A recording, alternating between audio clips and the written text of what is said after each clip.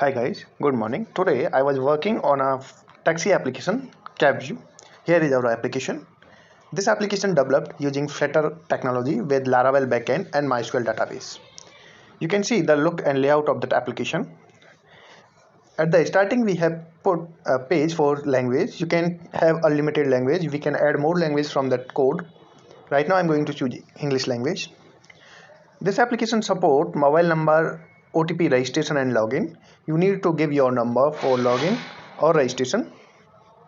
Every time you need to verify your number. I have put my number as a demo, so I am going to put a demo OTP for that. After enter that application, it will ask you to allow the location to filter out nearby drivers, and this is how our application look like. In the application we have added rental feature, daily ride feature and manual booking.